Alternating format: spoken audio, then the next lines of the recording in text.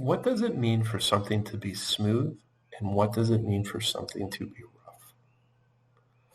Most people, I think, would say that the idea of smoothness is a lack of bumps or an evenness of a surface, and something that's rough generally has a lot of bumps or variation on the surface, a lot of mountains and a lot of valleys. Let's consider, for instance, this ping pong ball. This ping pong ball, I think most people would say, is very smooth. It's smooth to touch. Your finger glides easily over it. But if we were to blow this ping pong ball up to the size of the Earth, what we would find is that the peaks and valleys on this ping pong ball were equivalent to the peaks and valleys we find on Earth. This is a surprising result.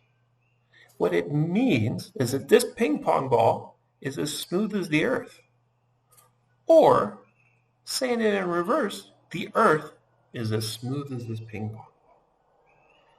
So in order to understand this, what we need to know is we need to have an idea of what do we mean by rough and what do we mean by smooth, and just how big are the bumps on a ping pong ball. In order to do this, we are going to be looking at metals. So in this lab, you have been investigating the oxidation of titanium metal to form titanium oxide layers on the surface of a metal sample. So right now I have a piece of aluminum metal, and we might consider that this aluminum metal is fairly flat. You can see there's a couple gouges here and there, but overall, if you were to put your finger across it, there's a little bit of bumpy variation, but for the most part, it's very flat.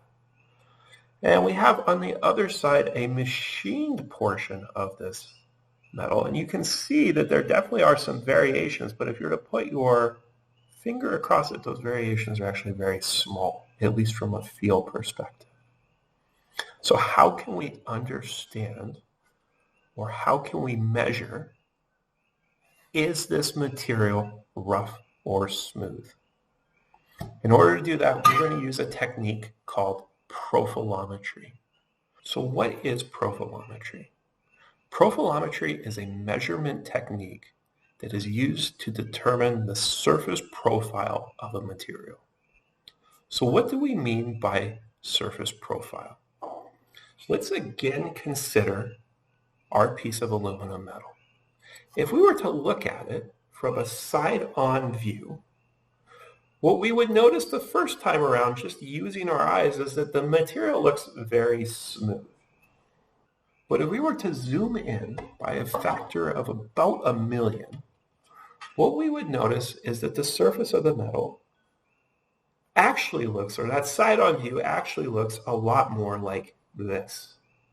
And so what we would see is that sometimes there would be peaks, sometimes there would be valleys, sometimes there would be little bumps along the way, and it would actually be a relatively rough surface.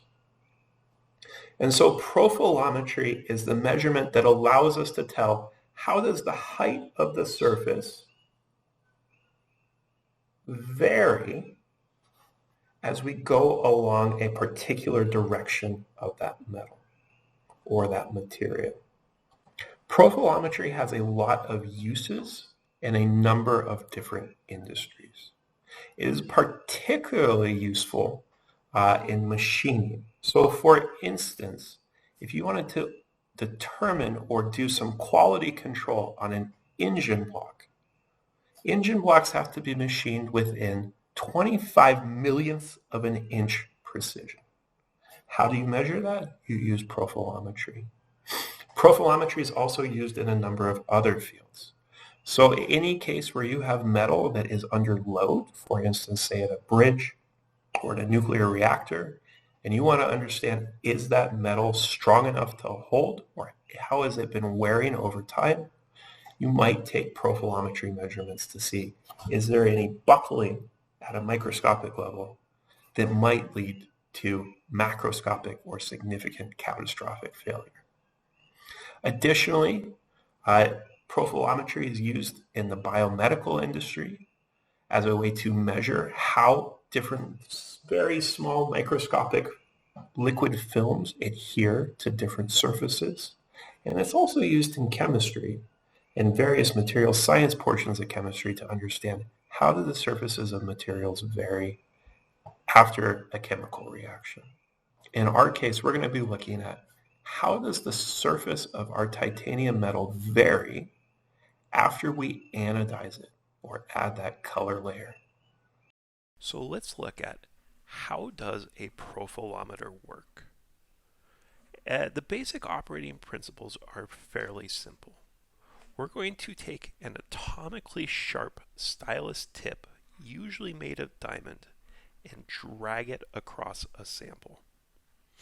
As we drag it across, the stylus is connected to a cantilever arm, which rotates as the stylus moves up and down the various peaks and valleys of the sample. We can then detect that change in height of the stylus using a number of different options. Here in this schematic, we're showing using the reflections of a laser on a photodiode sensor. You can also do force measurements or mechanical measurements as well. But we're going to use that and we're going to process that as a signal, which will come out as data, which we will then graph and look at from there. So while the schematic is useful, I think what it does is it obscures how simple the action behind the profilometer is. So instead of thinking about cantilever arms and all of this, let's instead think about our profilometer as this pencil attached to this ruler. And it's pretty easy to see if we take our sample zoomed in metal surface again, that the profilometer works by measuring changes in the height of the pencil as we drag it across a surface, just like that. But maybe what's a little bit less clear is how we can measure small nanometer-sized changes in the height of our pencil or our stylus as we drag it across the surface.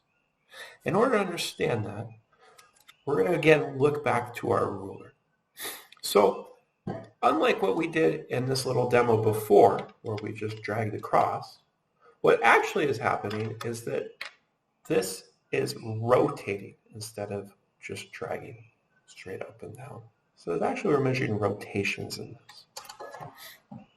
And because the stylus is attached to a very long lever arm, if we put the rotation point very close to the stylus, you can see this here, what we'll notice is that small changes, very small changes in the angle here, so watch very small changes there, lead to rather dramatic or amplified changes at the other end of the lever.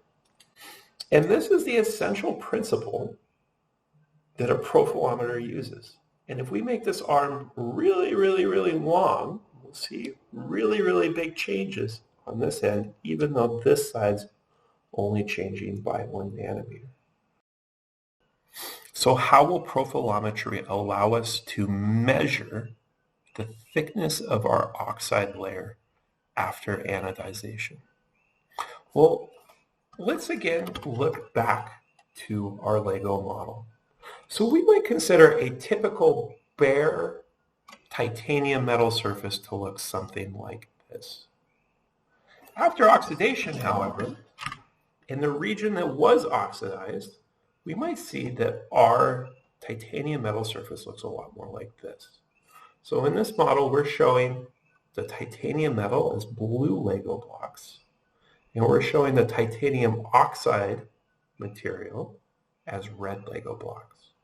So in this case, only part of the material was anodized, only the part from this side onward was anodized, and this side, the blue side, was just pure titanium metal. And again, we can take our profilometer and we can start to see, well, if we were to drag across, there would be some small variations to start. But once we get to that giant step where the oxidation occurred, where the anodization occurred, we see a very large change in the height. And so this is how we're going to measure the thickness. We're going to measure what is the height right here or here in this general region, what's the average height, versus what's the average height over here. And it's that difference from starting height to ending height that really is the thickness of our oxide layer.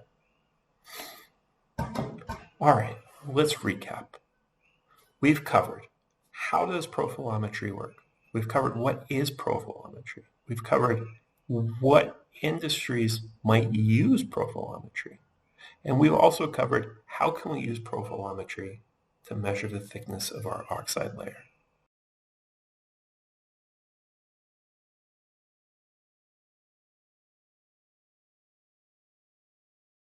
Put up a shelf, put up a shelf. You want to experience true level?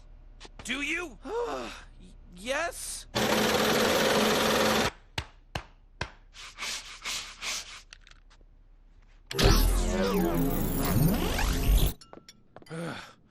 All right, come on.